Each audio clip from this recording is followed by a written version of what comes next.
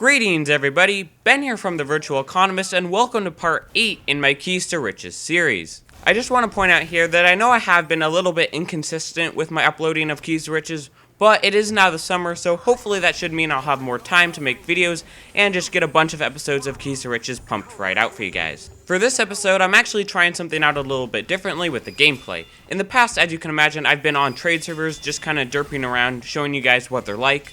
But I feel like at this point, I've kind of already showed you guys the trading servers that I've been on, so at this point it's just kind of me doing stupid things. And I feel like to up the quality of the videos, I should have some actual gameplay in the background, which is what I'm doing for this video right now, as you've probably noticed already. Alright, so without further ado, let's jump right on into the video. If you remember from the last episode, we had everything in pure keys, and we pretty much just had 84 pure keys and a bunch of random suites, basically, of other items, which I do need to sell. So my goal with this episode here is to buy a bunch more unusuals with the keys I have and hopefully make some pretty awesome profit. Okay, so the first trade here is I am buying a painted white maxo severed head for 27 keys pure. At the time when I made this trade, Max's heads were worth around 28.5 keys, at least that's where the lowest sellers were, so picking it up for 27 keys is still a good deal. Now you might think that this is a horrible deal because, you know, when I buy quicksell unusuals, I have a really big discount. Well, the thing is like Australium's, Max's severed heads always sell for pure keys, so I know that I can probably just flip this for 1 key profit. This guy here obviously just didn't want to take the time to wait a few days to get it sold for 28 keys, so they were fine selling it here for 27. So that's what I'm doing here. I'm just picking it up for 27 keys, and it actually is a pretty simple trade. The next trade I got was pretty interesting. So I was browsing TF2 outposts to try to find some more quicksell unusuals to buy with my spare keys I still had lying around, and I found this guy quickselling his unusual Death at Dusk mirror for the medic. I'm not going to pronounce it because just like the flavor text says, you can't pronounce it, but it was a pretty awesome unusual, and I'll explain why I think it's so good. First off, I should say that it is worth 40 keys on backpack.tf, which, you know, seems about right for it. I would price it at around 40. And it was also, he was quickselling it on Outpost at least for 34 keys pure. Now, initially, you should look at that and see, wow, that's not a very good discount at all. And that's what I thought when I first looked at it, because that's only a 6 key discount, 34 keys is, and that's only 15% off, which of course is pretty bad. But I still really liked the unusual, so I added him and asked if he could go lower. And eventually we decided to meet at 32 keys. I initially offered that, but he said no. But then after a few days, he came back to me and said he could do 32 and just get the pure there, which was pretty good for me because I thought that was a good price. Keep in mind that buying at 32 keys is still only a 20% off discount, but I did really like the unusual, and here's why. So, the unusual, it is Death at Dusk, and that is a very popular effect. At least I love it, and I know a lot of other people really love it. And it was on Medic, and it was pretty inexpensive, only 40 keys for a very nice looking Death at Dusk effect, so I could see that a lot of people would probably be interested in it. Also, when I looked at some of the other Medic Death at Dusk effects, at least on some of the more inexpensive ones, I saw that they were selling for pure more often than you'd think. This exact hat, for instance, had sold for 40 pure keys in the past, which was actually how it got priced on backpack.tf. And keep in mind that if you think you can get a pure offer on an unusual, you can actually buy it at a really low discount, because if you sell it for pure, the majority of your profit is just whatever discount you bought it for. So anyway, I just went ahead and purchased it for 32 keys pure, which I still feel is a very good price. Anyway, since I really like the hat, and I know a lot of you guys like to see the hats when I trade for them, here's what it looks like with the maxo severed head. I think that looks pretty cool. You can actually hardly see the mirror, which is pretty interesting. So yeah, I don't know, that's what it looks like. Alright, here, so the next trade I got was pretty straightforward. Here, I listed my maxo severed head on backpack.tf for 28 keys and a little bit of ref, and as you can tell here, I got a trade offer, so I'm just going to accept it right here. It was in total 28 keys and 4 ref, which I think is a fair price. At least that was the market price at the time, so I'm just going to sell it here. Alright, so the next trade I got was pretty simple as well. I am buying a Stormy Storm Pulgus Protector from the Scrap.tf Unusual bot for really close to 9 keys. It was like a little bit under 9 keys, but it was really inexpensive, and really just getting an unusual that is under 10 keys can really be a good deal because they're just so darn cheap that there's a lot of people out there that might want them. On backpack.tf, the Pulgus has a price of around 11.5 keys, so this is actually just a 2.5 key discount, which is definitely on the low end, but like I said earlier, I feel like it should not be that hard to sell just because there's a lot of people that might want it. Okay, so after making that trade, this is what we have here. We have 44 pure keys, as well as the Polgus and the mirror here. So, and then of course we have a bunch of ref over on the other page here, around 9.44 ref, as well as the other items that I still do need to sell. Alright, so on to the next trade.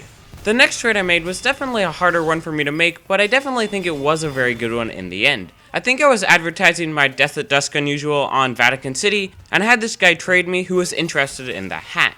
And he actually offered a really nice unusual for my hat, a Burning Flames Madame Dixie for the Pyro.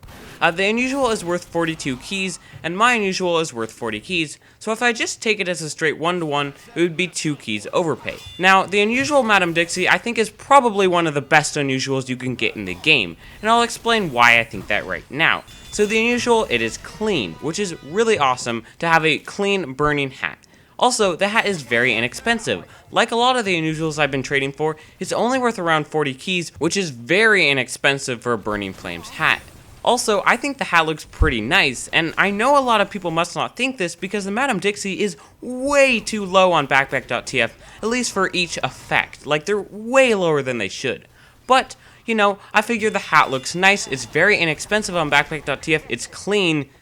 To me, that just looked like an instant sell for pure. If my old unusual wasn't good enough, this new unusual would be so much better. At the end of the day, I almost like Death at Dusk more than Burning Flames, but I do feel like making a 1-for-1 here would be very good for me, just because I think more potential buyers out there might like Burning Flames more than Death at Dusk. So I figured just making a 1-for-1 here would be a really amazing trade for me, and that's just what I did. I do want to point out here that the hat was actually 1 of 1 on market, meaning that there was no other sellers. So when I went to list this hat on backpack.tf and Outpost, I actually listed it with a buyout of 50 keys, basically because I figured that if someone was going to offer on this hat, they were going to only have to go to me. Like, I was the only seller, so I could definitely put a higher buyout and expect somebody to pay it. Anyway, this is just what the hat looks like. I think it looks pretty insane. Like, especially with the white paint, I think it looks pretty awesome. Anyway, I don't know what you guys think, but I think it looks great. So, anyway, on to the next trade. Alright, so the next trade I got was another very good one. It is me buying another unusual from the scrap.tf unusual bot. Here, I am purchasing a Flaming Lantern Nano Blokava for the Spy, and on backpack.tf, the unusual has a price of 38 keys. However, in the scrap.tf bot, it actually has a price of around 25 keys and a little bit of ref, which if you think about it, it's like a 13 key discount, which is pretty insane for the bot. I had to think about this a little bit, just because there's actually more to this unusual than it just being a really good discount. Because on the surface, it looks really good, but in reality, the unusual is actually really hard to sell. It's 38 keys for a Flaming Lantern hat, and from my experience, Flaming Lantern really has sold very poorly for me. The reason for this is that, quite honestly, the effect doesn't actually look that good, and it's kinda expensive on backpack.tf for what it is. To be honest, this is a type of unusual that you might list on TF2 Outposts and not get an offer on for a couple of months. However, purchasing it at 25 keys, that is a really good discount, and it allows me the room to just buy it at a big discount and then just wind up quick selling it with still a lot of room to make profit. So I figured it would be a pretty good unusual to pick up, so I decided to buy it for around 25 keys and 5.44 ref. Alright, so after having my Dixie up for a few days, I got this pretty insane trade offer. This guy here was interested in buying it, and he offered around 50 keys in mixed, which mixed just means it had part keys and part unusuals. Anyway, he wound up offering 13 keys pure, as well as a 21 key Cloud9 employee of the Oomph for the Pyro, which it's an alright unusual, but I wouldn't expect it to be that great. But he also added an Orbiting Fire Flib Tribby for the Scout, which I think is a really awesome unusual, which is worth around 18 keys on backpack.tf. All in all, this came out to be around 52 keys, which, if you think about it, the unusual I was listing only had a price of around 42 keys on backpack.tf, so this, if you think about it that way, is just a strict 10 key overpay, which is obviously pretty insane. Of course, I thought that was a pretty awesome offer, so I just went ahead and accepted the trade and got the items. Anyway, this is what we have right now. We have the 4 unusuals here, as well as 32 keys pure and some random other sweets on the second page. This is definitely going to be nearing the end of the episode, but I do have one more pretty awesome trade coming right up. So, you know how I said my Nano Blokava would be impossible to sell? Well, I sorta kinda got some pretty nice offers, so I started to get a little bit suspicious. I mean, some of the offers were actually overpay offers, and I never thought I could ever get that kind of offer on a hat like the Nanoblokova. So, of course, I thought, oh man, is the Nanoblokova going all class? So, of course, I looked it up, and oh my gosh, there was some guy who was on the workshop who had submitted an all-class version of the Nanoblokova.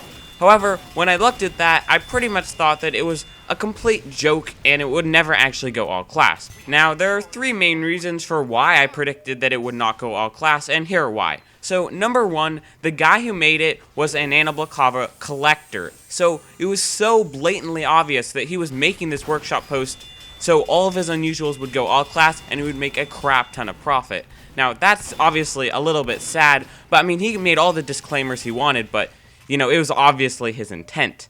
The second thing is that he didn't even make the Nanoblokova. Like, in the past, the all-class unusuals that have gone all-class, it was the creator that updated them, not some random guy. So, obviously, I thought that was a little suspicious. And number three, he didn't update the original workshop post, which is how all the other new all-classes have actually gone all-class. They haven't been going all-class because the submitter made a new suggestion, but because they updated the previous one that was already accepted to the game.